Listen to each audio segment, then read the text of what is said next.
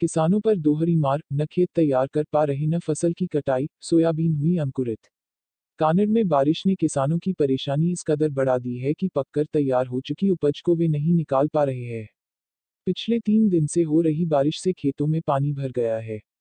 ऐसे में कहीं कहीं खड़ी और कटी पड़ी सोयाबीन अंकुरित होने लगी है। वहीं जिन किसानों की फसल प्रभावित हो चुकी है, वह खेत तैयार नहीं कर पा रहे हैं। पिछले 3 दिन से गिर रहे पानी के कारण कट नहीं पा रही है। इससे खेतों में खड़ी व कटी फसल अंकुरित होना शुरू हो गई है।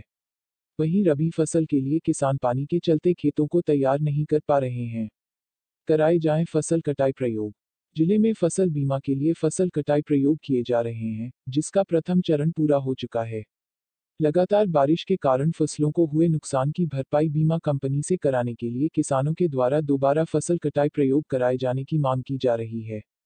किसानों का कहना है कि जिन क्षेत्रों में फसल कटाई प्रयोग किए जा चुके हैं, वहां पर अभी भी फसलें खड़ी हुई हैं और फसल कटाई प्रयोग के दौरान उन्हें बारिश से कोई नुकसान नहीं हुआ था।